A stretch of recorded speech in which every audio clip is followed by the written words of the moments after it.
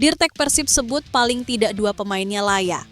Dipanggil ke Timnas Indonesia, makanya kenapa? Harapan Borneo FC usai Stefano Lillipali kembali gabung Timnas Indonesia bersama Nadeo Argawinata. Mace Hilgers bentrok Calvin Verdonk di playoff UECL Eredivisie. Salah satunya bisa telat gabung TC Timnas Indonesia. Jay Itzes tidak main di pekan terakhir Serie A. Akibat skorsing, apakah gabung TC Timnas Indonesia lebih cepat? Usai last dance di Manahan, striker Timnas Indonesia Ramadan Sananta negosiasi dengan klub Brunei yang berlaga di Malaysia. Patrick Kluivert lebih pilih pemain miskin bermain di klub untuk lawan Cina dan Jepang.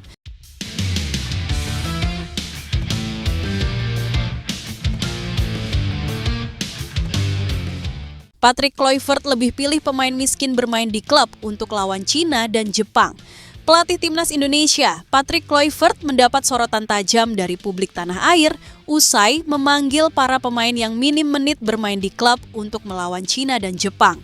Sorotan ini diberikan setelah pelatih asal Belanda tersebut merilis nama-nama pemain yang akan dibawanya untuk melakoni pemusatan latihan di Bali.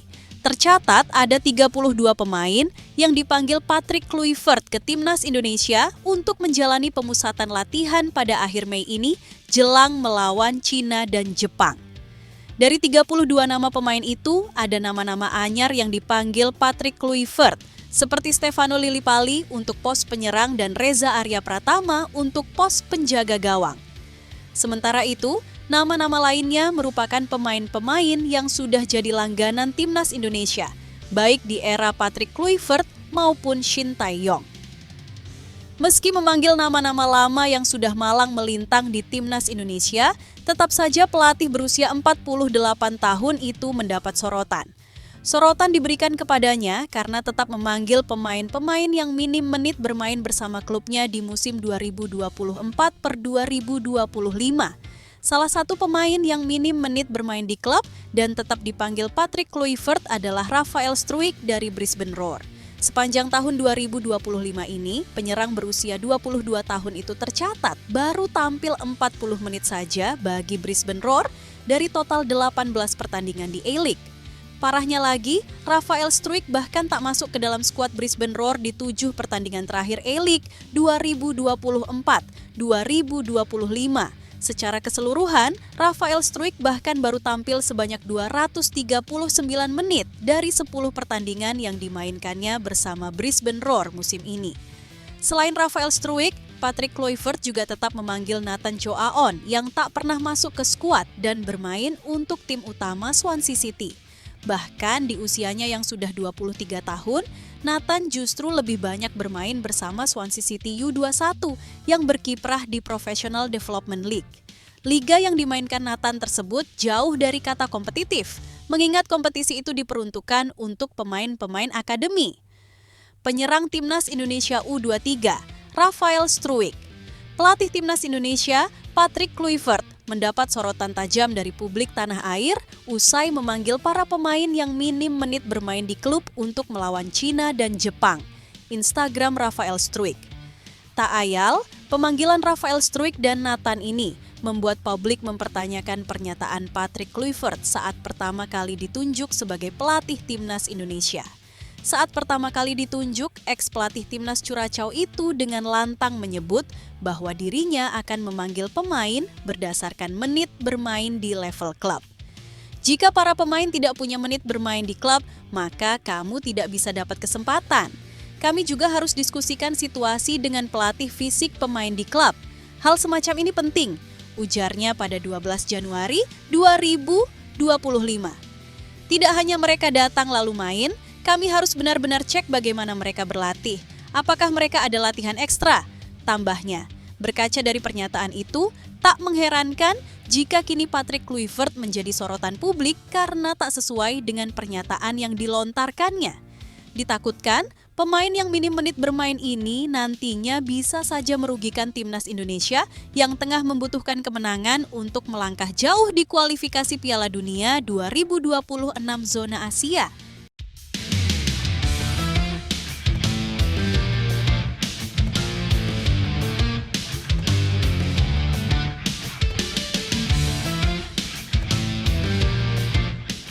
Dirtek Persib sebut paling tidak 2 pemainnya layak. Dipanggil ke Timnas Indonesia, makanya kenapa? Fakta tak ada pemain Persib Bandung di 32 nama yang dipanggil ke TK. Timnas Indonesia turut mengundang komentar sang Dirtek, Jajang Nurjaman. Sama halnya dengan sebagian besar netizen, Janur cukup menyayangkan tidak ada pemain Persib Bandung yang dipanggil ke TC Timnas Indonesia kali ini. Sebenarnya, dalam pemanggilan Maret 2025, lalu pemain Persib juga tidak ada yang dipanggil Timnas Indonesia. Namun, kali ini, keputusan tim kepelatihan Timnas Indonesia jadi sorotan, karena Persib Bandung baru saja merengkuh juara Liga 1 2024 sampai 2005. Janur pun berpendapat setidaknya Beckham Putra layak dipanggil, karena belum juga merasakan pemanggilan untuk Timnas Indonesia Senior. Selain Beckham, ada juga Edo Febriansyah yang tak tergantikan di sisi kiri Persib Bandung. Sangat menyayangkan, makanya kenapa padahal ada beberapa yang layak. Kalau menurut saya, Beckham sangat layak dipanggil. Kata Janur dilansir dari kompas.com. Kalau yang lainnya mungkin oke lah. Kalau kita lihat yang main reguler selain Beckham ada Edo Febriansyah. Itu yang boleh dikatakan tidak tergantikan di beberapa pertandingan, tambahnya. Janur tak bicara tanpa alasan. Menurutnya, kedua pemain ini bisa bersaing dengan 32 nama yang dipanggil Timnas Indonesia saat ini.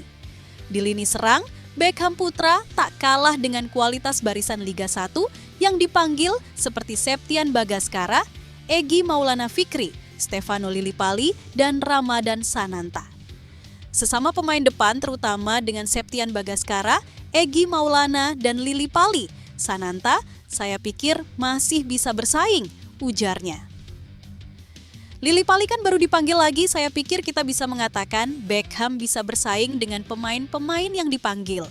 Tambahnya, sama halnya dengan Edo Febriansyah yang bisa bersaing dengan Pratama Arhan dan Yance Sayuri di sisi kiri. Oke, memang kalau menurut saya dengan Verdong masih dikatakan agak berat. Bersaing, kata Janur. Tapi kalau dengan nama-nama Pratama Arhan, Shane yang juga jarang main. Sebetulnya masih bisa bersaing kecuali dengan Verdong dia punya kelebihan tersendiri, tapi kalau dengan nama-nama tadi Arhan masih berani bersaing. Tambahnya, sejak menangani Timnas Indonesia pada awal 2025, Patrick Kluivert belum pernah memanggil satu pun pemain Persib Bandung.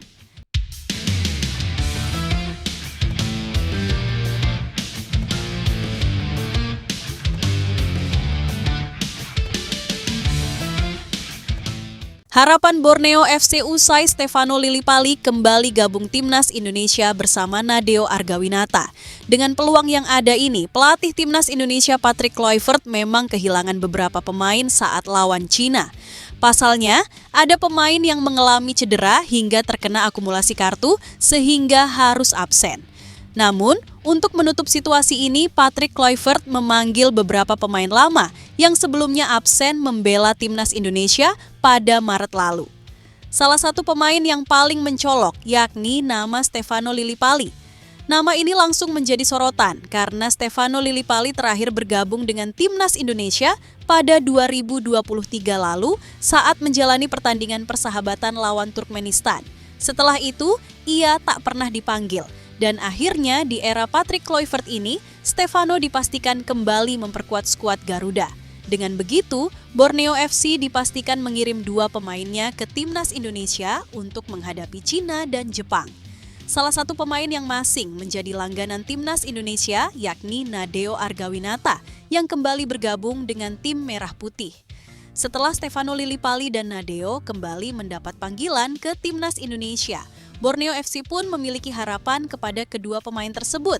Ini cukup mengejutkan dengan kembalinya Stefano Lillipali ke Timnas Indonesia karena saat ini ia berusia 35 tahun. Namun, sang pemain dikabarkan bakal menggantikan posisi Ragnar Oratmangoen yang harus absen karena virus. Borneo FC berharap Stefano dan Nadeo bisa memberikan yang terbaik nantinya. Stefano Lillipali dan Nadeo Argawinata akan mengikuti pemusatan latihan Timnas Indonesia di Bali sebagai persiapan kualifikasi Piala Dunia 2026 Round 3 Zona Asia, tulis Borneo FC. Berikan yang terbaik untuk Merah Putih, menyala Garuda, harapnya.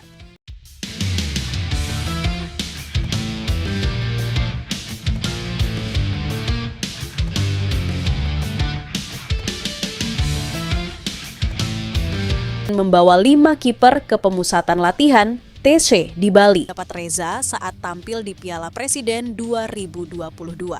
Sejak saat itu, ia menjadi pilihan utama di bawah Mistar gawang Juku Eja. Musim debutnya di Liga 1 2022-2023 berlangsung gemilang.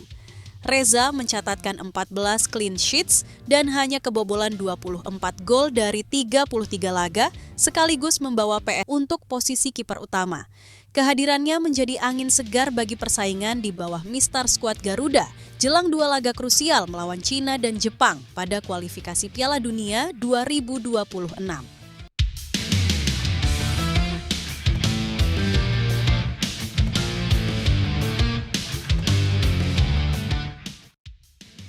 Mace Hilgers bentrok Calvin Verdonk di playoff UECL Eredivisie, salah satunya bisa telat gabung TC Timnas Indonesia. Persaingan tidak kalah seru terjadi untuk playoff kompetisi Eropa UEFA Conference League, UECL, yang melibatkan tim-tim peringkat 5 sampai 9. Pengecualian bagi Go Ahead Eagles yang finish di peringkat 7, mereka sudah memastikan tiket tampil di Europa League setelah menjadi jawara di KNVB Cup.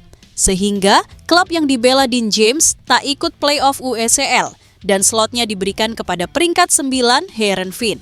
Oleh karena itu, 4 tim akan berebut tiket ke UECL, yakni AZ Alkmaar, Twente, NEC Nijmegen, dan Heerenveen. Keempat tim akan menjalani playoff dengan format sistem gugur, di mana peringkat 5 akan bertemu peringkat 9 dan peringkat 6 bertemu peringkat 8. Pemenang semifinal akan bertemu di final. Bagi pecinta sepak bola nasional, tentu yang menarik adalah pertemuan 2 pemain timnas Indonesia, Mace Hilgers versus Calvin Verdonk dalam laga Twente versus NEC Nijmegen. Bentrok Mace versus Calvin Verdonk akan terjadi pada 22 Mei 2025.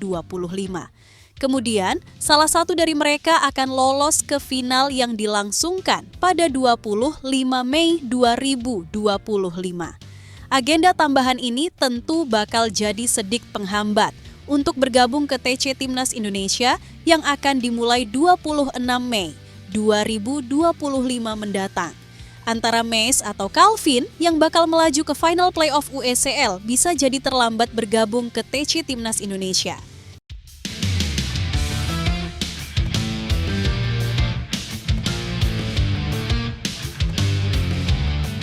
Jay Idzes tidak main di pekan terakhir Serie A. Akibat skorsing, apakah gabung TC Timnas Indonesia lebih cepat? Kepastian ini terjadi usai bek 24 tahun tersebut menerima sanksi akumulasi kartu kuning. Jay Idzes menerima kartu kuning kelima pada musim ini. Kartu kuning kelimanya baru saja diterima pada laga semalam.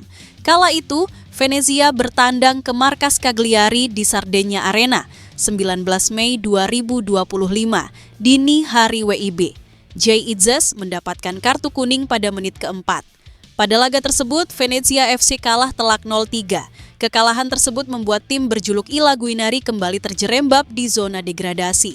Di Liga Italia, setiap pemain yang menerima 5 kartu kuning semusim mendapatkan larangan tampil dalam 1 pertandingan.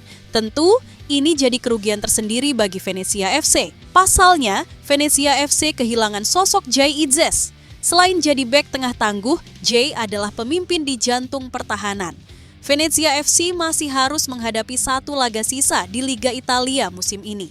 Mereka bakal menghadapi laga sangat berat, menghadapi Juventus di kandang sendiri pada Minggu, 25 Mei 2025 di Pierluigi Penzo Stadium. Pada pertemuan perdana lawan Juventus, Jay Idzes jadi bintang untuk timnya. Bek berdarah Semarang tersebut mencetak 1 gol yang membuat Venezia FC pulang dengan 1 poin dari markas Juventus. Tentu, tak mudah lagi bagi Venezia untuk menghadapi Juventus. Pasalnya, tim berjuluk Sinyonya Tua belum terkalahkan dalam 4 laga terakhir. Rinciannya, Juventus menang 2 kali dan imbang 2 kali. Meski begitu, absennya Jay Idzes bakal jadi keuntungan bagi timnas Indonesia. Pasalnya, Jay Idzes punya persiapan lebih panjang sebelum melakoni pemusatan latihan yang baru digelar pada 26 Mei 2025 di Bali.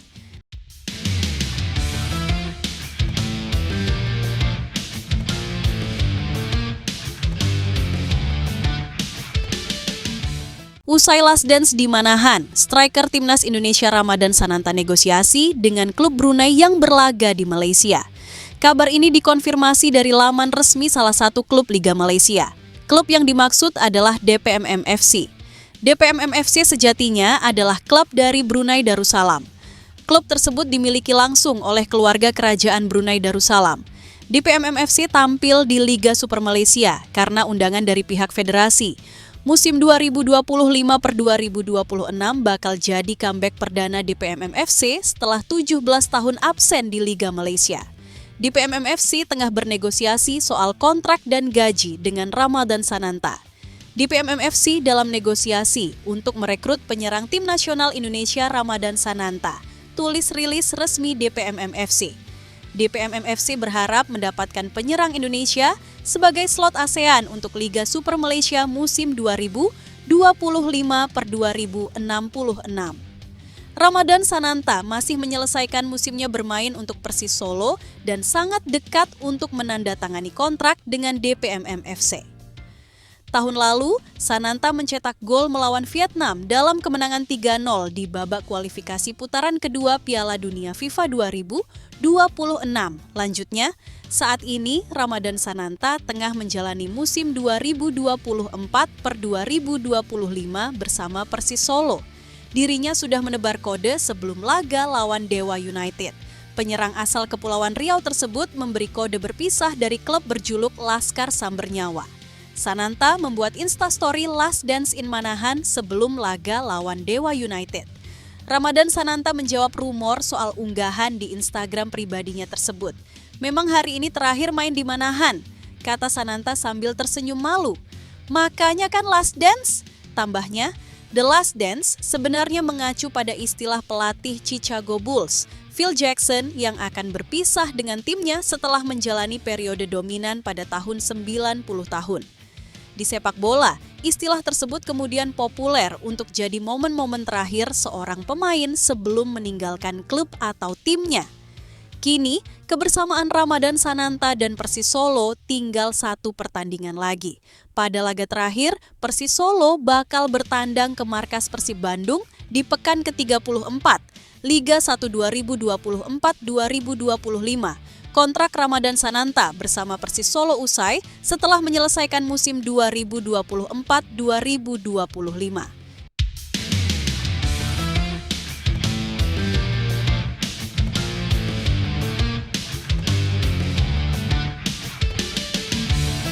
Senyum guru Patrick Kluivert.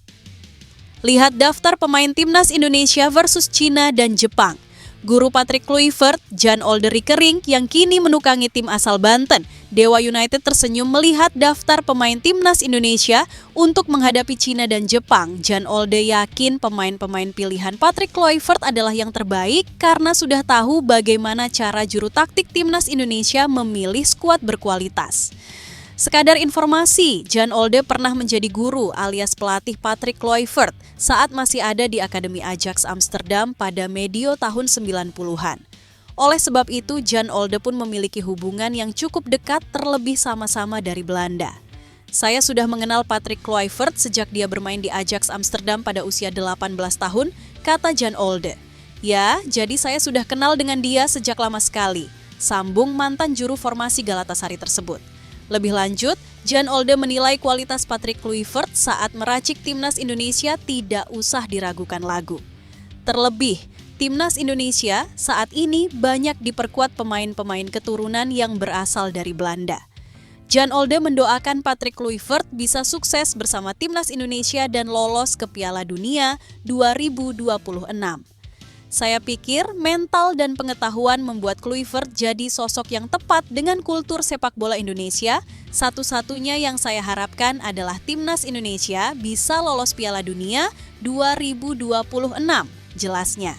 Menurut saya, Kluivert akan melakukan tugasnya sebagai pelatih timnas Indonesia sebaik mungkin dan harapannya timnas Indonesia bisa merebut tiket lolos ke Piala Dunia. Tutupnya, timnas Indonesia akan melawan Cina dan Jepang dalam lanjutan grup C ronde ketiga, kualifikasi Piala Dunia 2026 zona Asia pada Juni mendatang. Skuad Garuda terlebih dahulu akan menghadapi Cina di Stadion Utama Gelora Bung Karno SUGBK, Senayan, Jakarta pada 5 Juni 2025.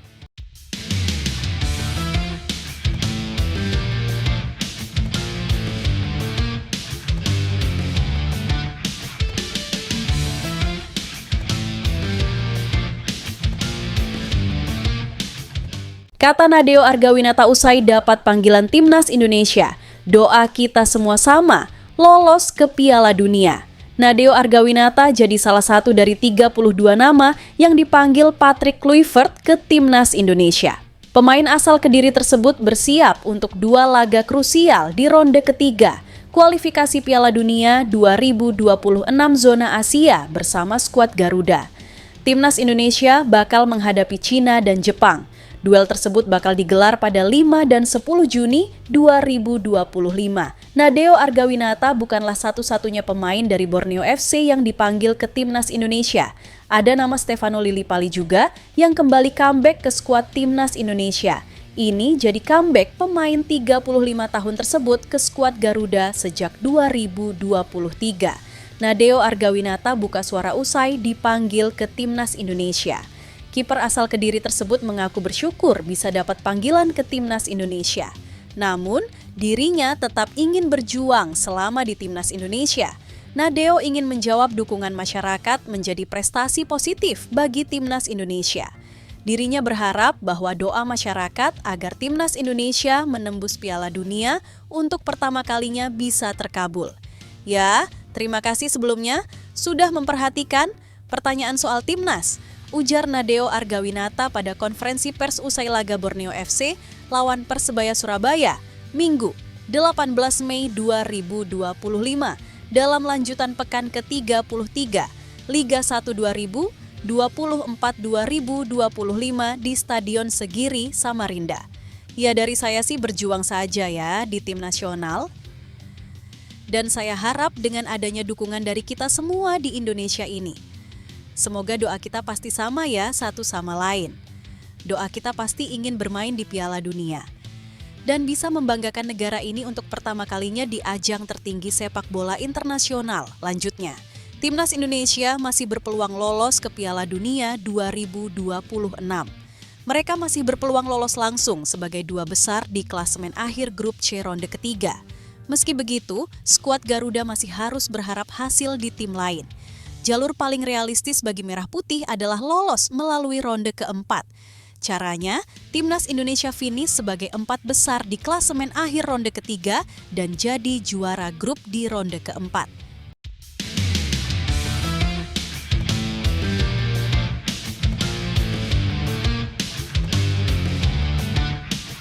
Siapa sosok pengganti Ragnar Oratmangoen yang absen bela Timnas Indonesia? Apakah Stefano Lillipali? Ragnar Oratmangoen telah mengungkapkan ia tak bisa bermain memperkuat skuad Garuda dalam 2 laga sisa putaran ketiga kualifikasi Piala Dunia 2025 zona Asia. Namun, dengan absennya Ragnar Oratmangoen, siapa sosok yang tepat untuk menggantikannya? Dalam laga melawan Bahrain pada Maret 2025 lalu, Ragnar Oratmangoen diduetkan dengan Ole Romeni dan juga Marcelino Ferdinand.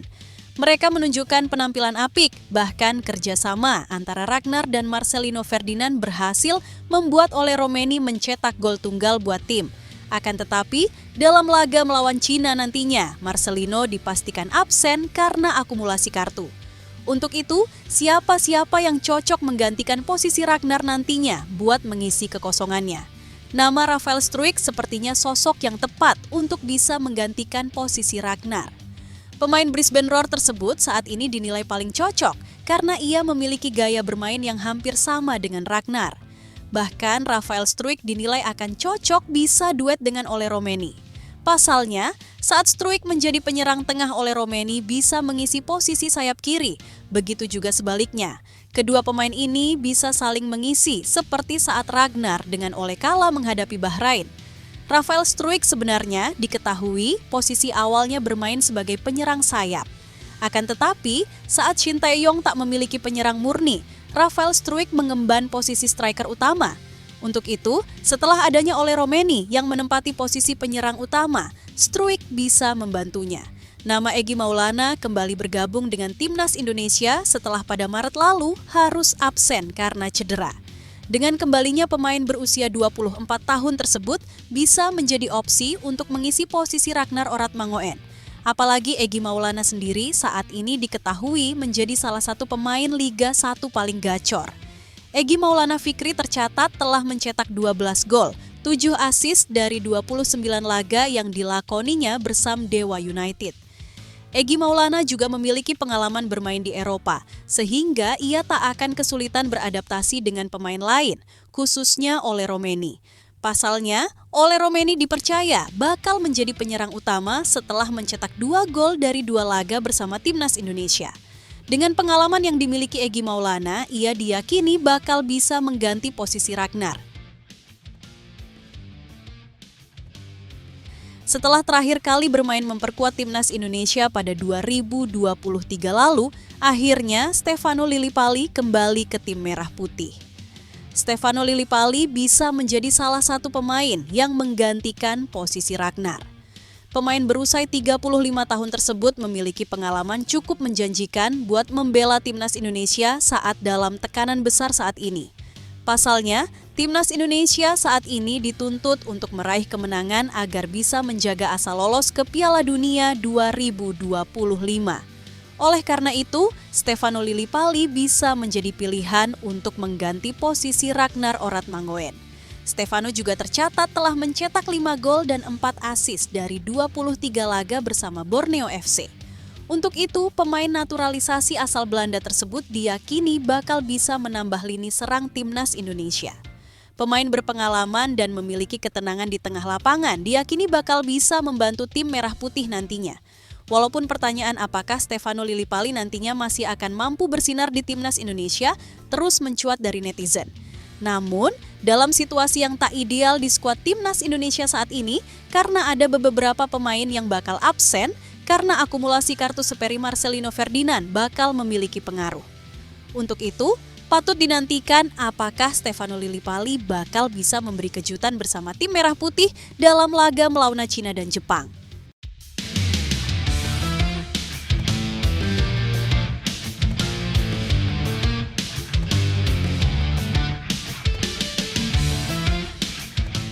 Janji Justin Hubner bersama timnas Indonesia jelang lawan Cina dan Jepang.